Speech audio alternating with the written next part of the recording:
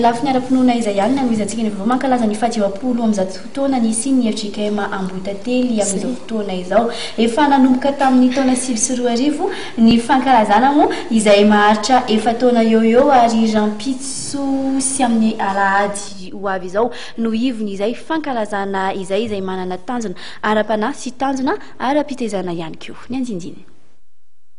Tao anatin'ny fanenjehana ny fivavahana kristianina no nitimoka ny vondrom-bavaka nanome ny fiangonana Ambohitately. Ny sabotsy faha-roapolo sy ny alahady 1 ny volana Jolay, izany hoe rahampitso sy ny alahady ho avy izao no ivony fankalazana ny fa 50 taona ny FJKM Ambohitately raha ny fampafantarana izay noentina nandritry ny fionana tamin'ny mpampalala vaovao.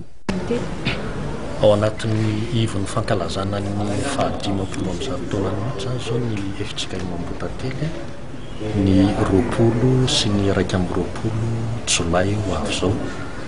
Ka ny 20 Jolay zany dia misy ny fitaovam-pivavahana isorana an'Andriamanitra ny amin'ny ny fiangonana nandritra ny 50 taona dia izay atrehan'ny FJKM Foibe Synodam-paritany Atsinanana ary ireo zanaky ny fiangonana Ambohitately ara-panahy zany izay naorina niaraka tamin'ireo missionnaire LNS tamin'ny fotoanandro dia anasana an'ireo fiangonana maromaro ireo zany ny asabotsy manomboka amin'ny 7 sasany ao amin'ny FJKM Ambohitately any dia mandritra izay fitaovam-pivavahana izay misy ny fampiraty ny tantara fiangonana nandritra ny 50 taona ary misy ihany koa ny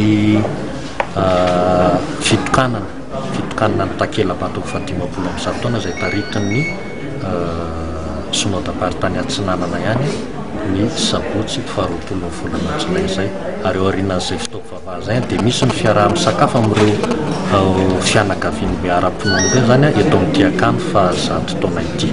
Izay ny faha-20 volana Jolay. Fa 20 volana Jolay indray dia manomboka amin'ny 9 sasany ny fotoana izay fitaovam-pivavahana isorana an'Andriamanitra zany. Io indray dia iantsona ny zanaka Ambohitately manontolo, ny fiangonana manontolo zany ny zanaka am-pelezana sy ny taranaka rehetra avy eto Ambohitately manomboka amin'ny 9 sasany moa zany ny fotoana. Efa nanatanteraka asa sosialy hatrany teto amin'ny FJKM Ambohitately raha tsy laza fa tsy ny fampisakafoanana amin'ny kantine izay atoan'ny fiangonana ny 400 amin'ny vidin'ny sakafo raha ny fantatra. Anisan'ny tanjona hotratrarina ny fananganana ny tsangabato Itamaso. Ivitoerana fitaizana ny mpiangona no everina ho vita amin'izany ary mitetina 20 tapitrisa ariary eo ny enti-manana ilaina amin'izany.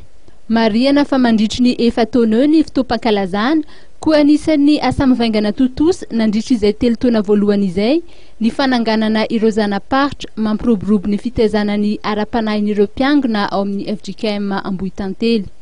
Ireo zanak'ampelezana monina ny ivelan'i Madagasikara no nanangana ny zanaparitra fa 420. Ny tanjona amin'izany dia ny fifankafantarana sy ny fiaraha-miombona amin'ny fitaizana ara-panahy amin'ny alalan'ny fitoam-bavaka sy ny ara-tsosialy.